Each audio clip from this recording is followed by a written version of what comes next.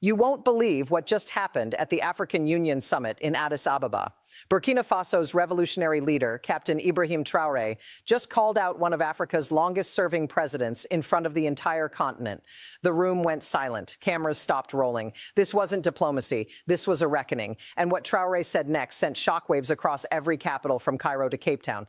Stay with me, because what unfolded in those 11 minutes will change how we see African leadership forever. It was supposed to be a routine session on economic development and regional cooperation. 54 nations gathered under the grand dome of the African Union headquarters, their flags hanging in perfect symmetry, their leaders seated in carefully arranged hierarchies of power and influence. President Yoweri Museveni of Uganda, now in his fourth decade of rule, was scheduled to deliver remarks on infrastructure development and investment opportunities in East Africa. The 79-year-old statesman has become a fixture at these gatherings, his presence as predictable as the sunrise over the Rift Valley. But something was different this time. Captain Ibrahim Traoré, the 36-year-old leader who seized power in Burkina Faso through a popular military coup just 2 years ago, had requested an unexpected slot to respond.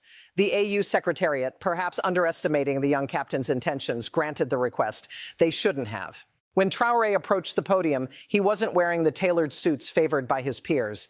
He wore his military fatigues, the same uniform he'd worn when he rallied his people against corruption and foreign exploitation. His red beret sat firmly on his head, a symbol that has come to represent a new generation of African resistance. He carried no notes. No teleprompter scrolled before him. What came next was raw, unscripted, and absolutely unprecedented. President Museveni, Traoré began, his voice steady but sharp as a blade. You have been in power since I was -2 years old. Before I was even born, you promised the people of Uganda progress, prosperity, and liberation from tyranny. 38 years later, I stand here and ask you a simple question. Where is that progress? Where is that prosperity? The silence in that hall was deafening. Diplomats shifted uncomfortably in their seats. Ugandan delegation members stared straight ahead, their faces frozen in careful neutrality.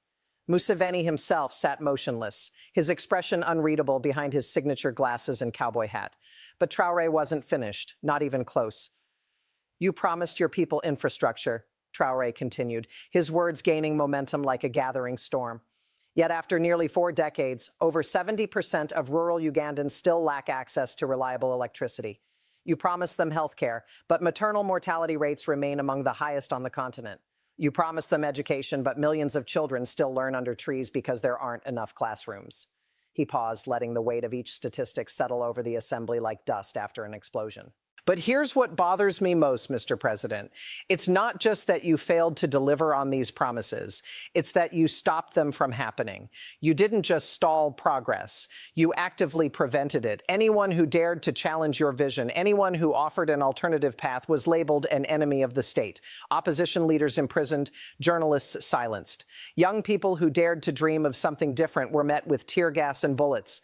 According to sources inside the AU chamber, you could hear every breath in that moment.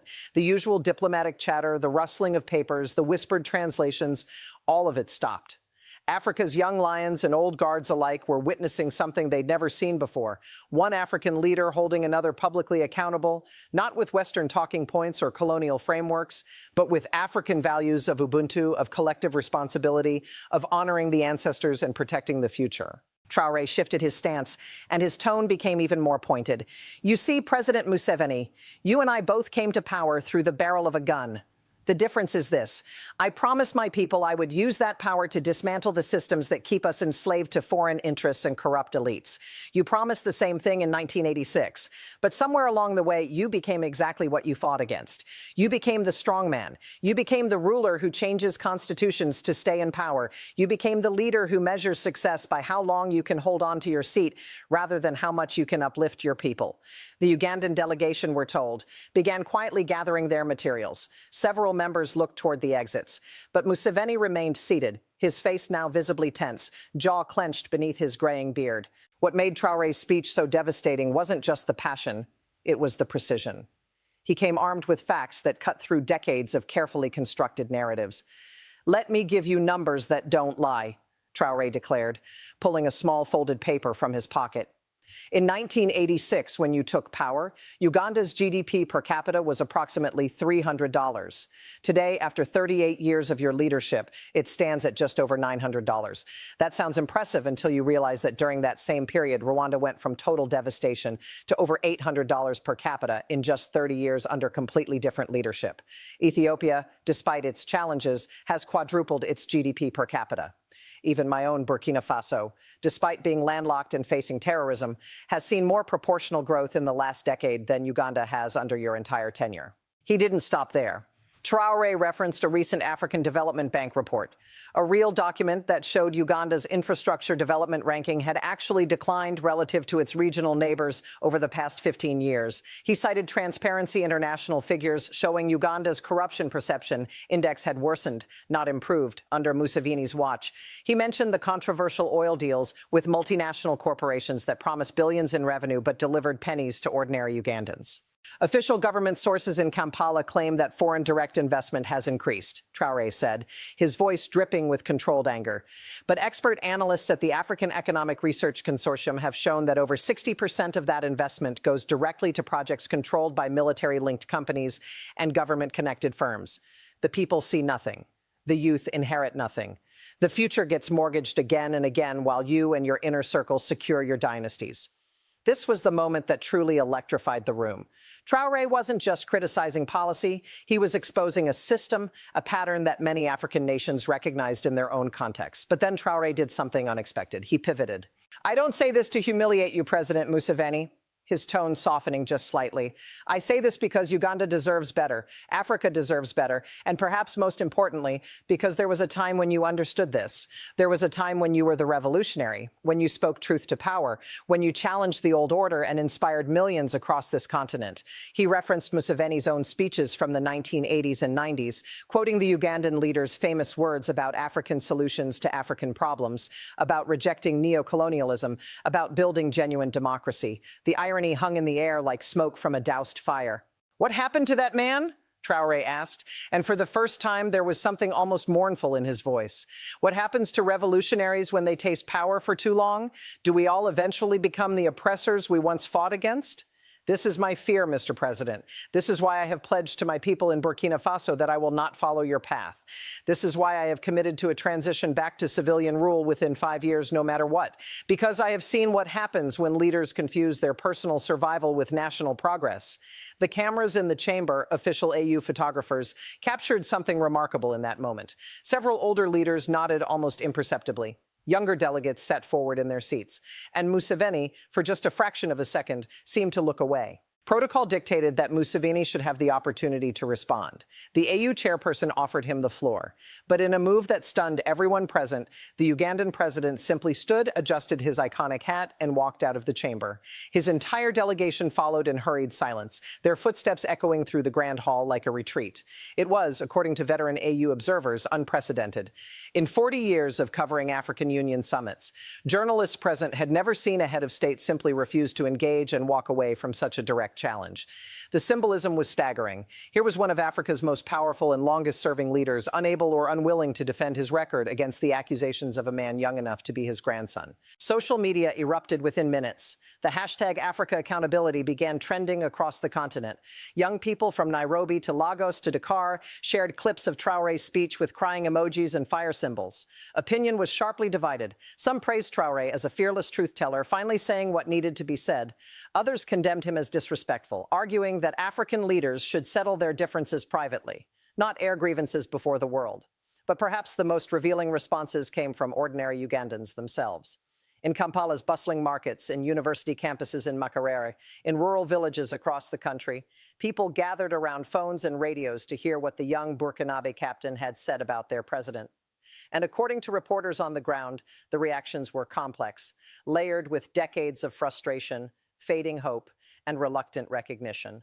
He said what we've been thinking for years. a university student in Kampala told a local journalist, speaking on condition of anonymity. But we can't say it. If we say it, we disappear or get labeled as foreign agents. Maybe it takes an outsider to speak our truth. Within 72 hours of Traore's speech, 7 other African leaders either directly referenced or obliquely responded to his remarks. Tanzania's president spoke about the importance of term limits and constitutional order. Kenya's deputy president posted a cryptic message on social media about leadership that serves rather than rules.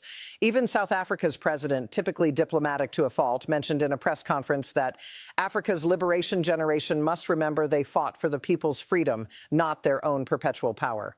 The Ugandan government's response was measured but unmistakably defensive. A statement from State House in Kampala praised President Museveni's decades of service and highlighted various development projects. It referenced Uganda's stability compared to neighbors who had experienced civil wars and coups.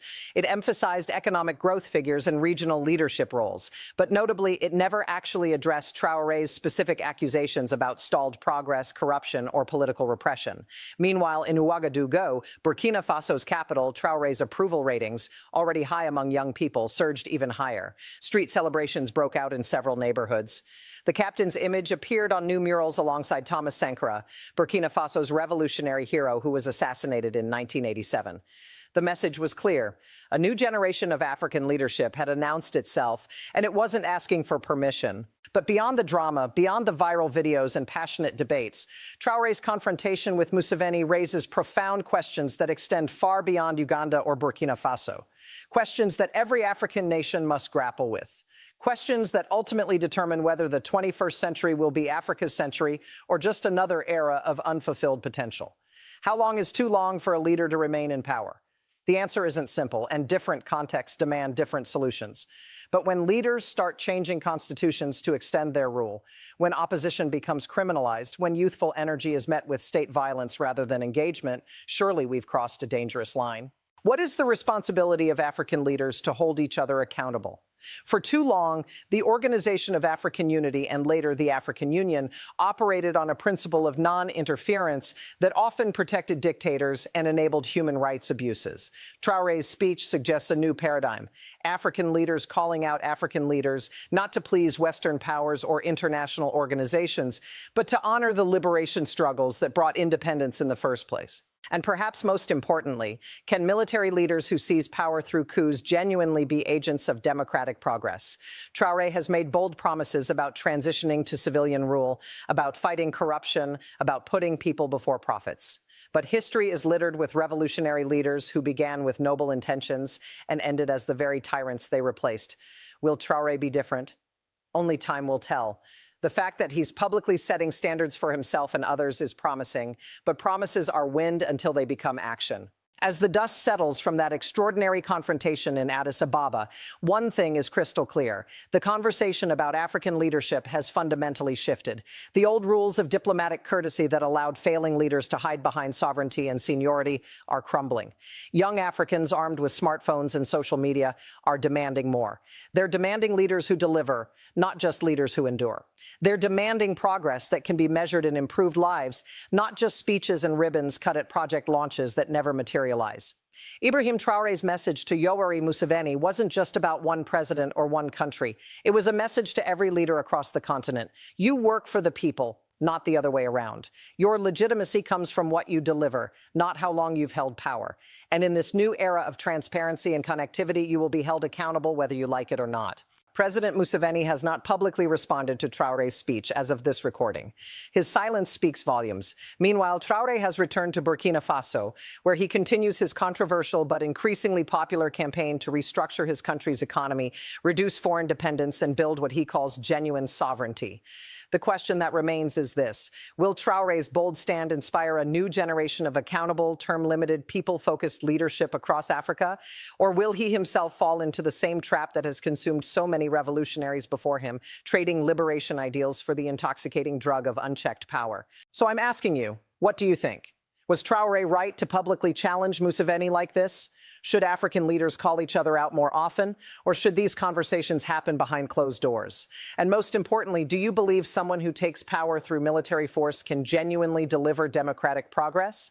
Drop your thoughts in the comments below. Share this video with someone who needs to see it. And subscribe, because we're going to keep following this story as it unfolds. And trust me, this is just the beginning of something much bigger than one speech at one summit. This is about Africa's future, and you deserve to be part of that conversation.